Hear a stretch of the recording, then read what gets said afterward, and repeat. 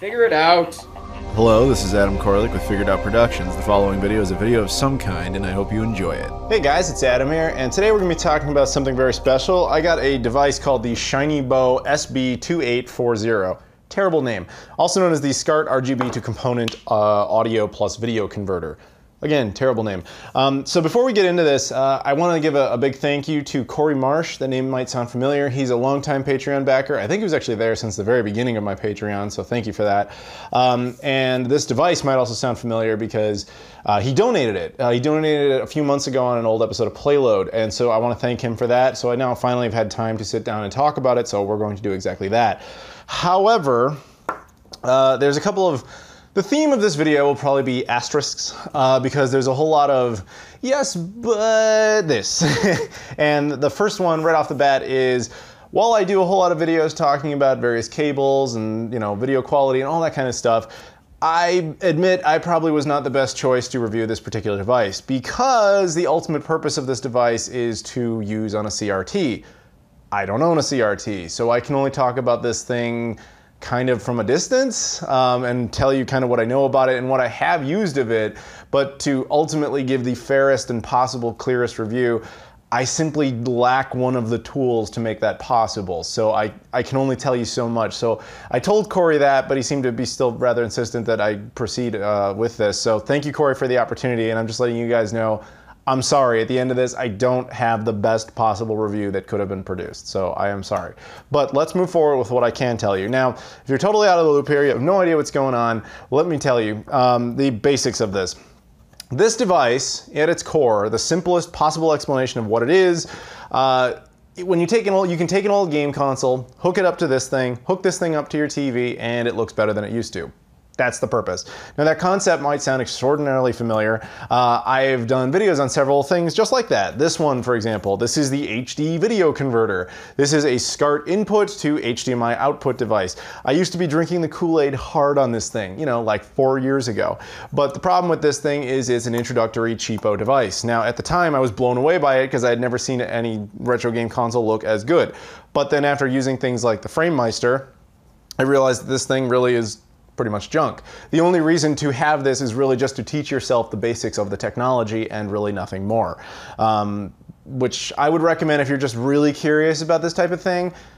If you want to just try it all, this is the cheapest route to figure that stuff out, but it's not ultimately the device I would say to actually use. That's up to you though.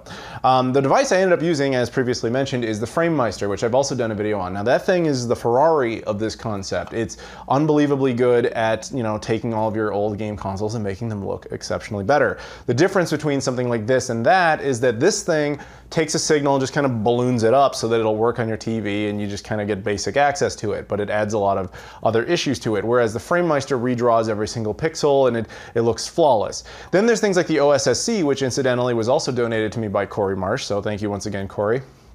That device is basically a cheaper alternative to the FrameMeister while doing a lot of what it can do well, some things it can't do and some things it can, but not as well. My review of it, I thought it had some issues, now some of which have actually been worked out since, and I'd love to try it again, but I don't have the updated version. So for the time, I stick with the FrameMeister. Now, the difference between those three devices and this one is those three devices are designed for an ecosystem of a person who likes their retro game consoles, but wants to play them on a high-definition television. This is different because this is designed for exactly the opposite. This is designed for someone who wants to play all of their retro game consoles on a CRT older style television, but still have them look better. Now, as I mentioned, I don't even own an older CRT. This one specifically is for people with component inputs on their CRTs, and I think they only made those for like 5 or 6 years. I could obviously be very wrong about that. But that said, a lot of people in the retro community actually do have those, so I don't think that's the biggest issue.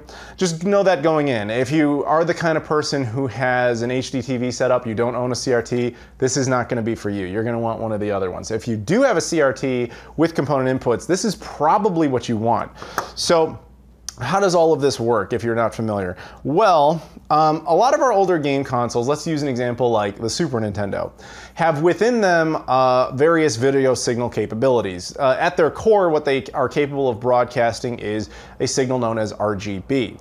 Now, we didn't have the equivalency of any sort of cable that could use that over here. What happened in North America is what we would do is we'd take our composite cables that came with the console. Maybe if you were lucky enough to have S-video cables, you'd grab those and you'd plug them into the console. The console would be like, all right, man, I got this RGB signal. This is how I want you to see it. Let's go ahead. Oh, you have composite connected.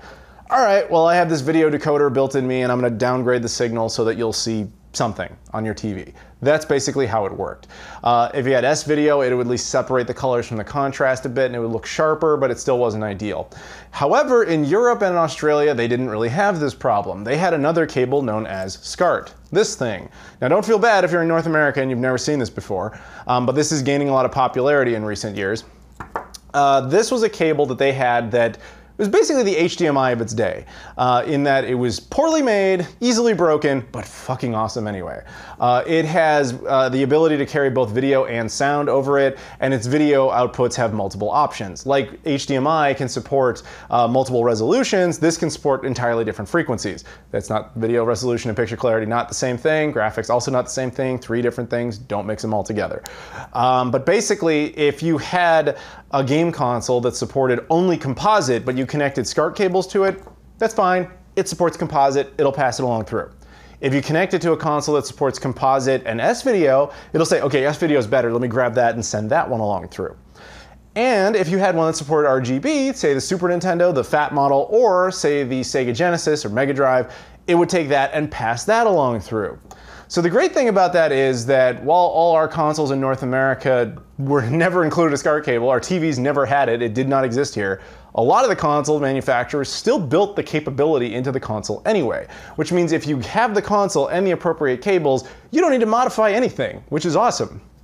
So yeah, great, really awesome cable. Obviously it's better to buy like high grade ones and all that, but you'll still need a set of that. And they make them, SCART cables in of themselves are a whole series of asterisks because, well, this is just a generic set of SCART cables going SCART male to SCART male end. You'll need specific ones designed for each individual console. Now I've done entire videos on that as well, on where you get those type of cables for various consoles. And of course they can vary in what type of quality they are. They can vary in what the subtle differences are, because sometimes it'll work and sometimes it won't. It's annoying as hell. SCART's a whole series of asterisks that we're not going into. But at the basic core of it, that's kind of what you need to know. And as I said, there's whole websites dedicated specifically to the video game ones you would need, so it's not that big of a headache. But anyway, once you have the appropriate cables, connect them to the device, connect the device to your TV. That's all you really have to do. So let's dive a little more into the specifics of this device. Now, here's the thing. Going into this device, everything I had read about it or heard about it, everyone said that it was nice for really the purists, the CRT purists. And I know you guys are out there, you hate me a lot. I've seen that over the years. I just don't feel like having a CRT in my home. They're big, they're bulky, I just don't really need it. But I'm not saying it's bad, and I'm certainly not saying it's bad if you want to do that. That's all fine and good. But for those who want it, the idea with this device was basically to take the original resolution of whatever's put into it and just pass it along through. The Super Nintendo, for example, supports 240p, I believe, through its RGB, whereas the Genesis does something funky. It's like 210 or 220. It's like a weirder number. Now, the thing is, when you connect a resolution like that to a modern television, it's not going to work. Modern TVs just gave up. They don't try to do anything prior to 480i in most instances. There's going to be some, especially PC monitors, that can, but for the most part, you're going to find it kind of troublesome to get those lower resolutions to work on a modern television. But the older CRTs, that's what they were designed to do, so they don't have that issue. Now, like I said, what I had expected, basically, is what I'm saying here is, I did not expect this to work on any of my monitors, because I was told it just gives an output straight of whatever it gets. Much to my surprise, it actually worked. Okay, so that was cool. I hooked up my, all right, so I'll show you some footage here. This is my modified, keep that in mind, modified Super Nintendo Junior, RGB modified, and it's running on the HDTV. Now basically what happens here is two things. One, you'll notice a ton of artifacting and random lines on the screen. And then the other thing is you'll notice, well, it ran in 480i. So reading the manual, what I've basically concluded is it's a bonus feature for this thing to work on modern TVs, but it's not meant to run that way. It is seriously intended for these CRTs with component input. Now so it's nice as a bonus feature. If you bought it and decided to move it around in your house, you could technically use it, but it's really not the way this is meant to run. I mean, you'll see it just like in that footage. There is just a lot of lines and extra noise in the video. Now, I think the reason for that is it's attempting to simulate scan lines to make it look more like a CRT. Now, personal preference time, I don't like that. To me, it just adds extra clutter to the screen that doesn't need to be there. But I know some people swear by it. They love it. So to each their own. But yeah, this is not meant to compete with those other 3 devices previously mentioned for like best way to hook it up to a modern television. I can't stress that enough. I know I keep repeating it, but this is only for people with a CRT. Only buy it for that purpose. Because when it comes to that, it's supposed to be exceptional. But unfortunately, I can't personally test that because, as I said, I don't own one. I don't even know anybody really anywhere near me that would have one. I'd have to go like fly to another state entirely to make that happen, and obviously that wasn't going to occur.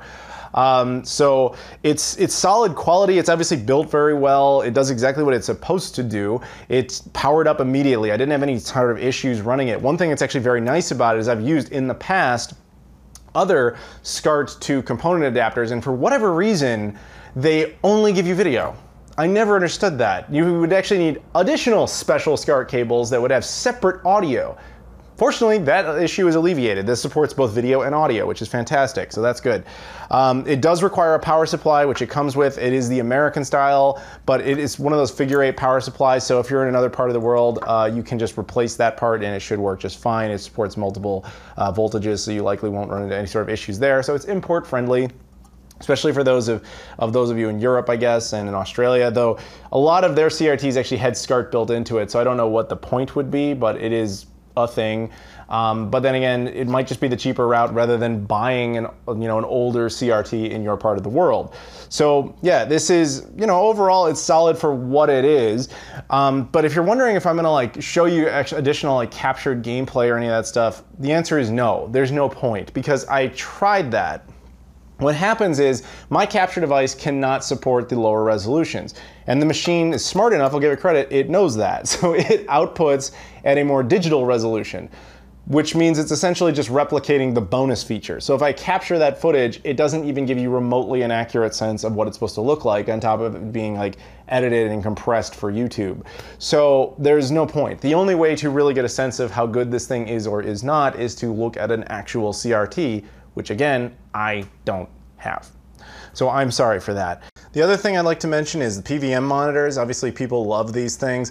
These were the only way we kind of had this in North America, but that was really only for broadcast stations. However, if you actually have one of those now, there is actually specifically a PVM version of this exact same box. So you could always try that if that interests you. If you're curious which consoles support RGB, which ones would be recommended for something like this and all that, I'll have a big long list in the description, broken down into different sections so you know exactly which consoles are ideal and which ones can at least be modified to become ideal and which ones are totally pointless, either because they were too old to get to the point where they would have supported RGB or because we've moved past it into the high definition era.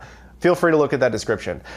So I guess that's kind of all I really have to say. I want to thank Corey again. I know this was kind of a weirder review because I can only do it to a certain point, but that said, I still hope it was educational for you guys. You'll learn something out of it, which is always really what I'm aiming for. And again, if you have a CRT, specifically one with component inputs. It needs component, not composite, component inputs.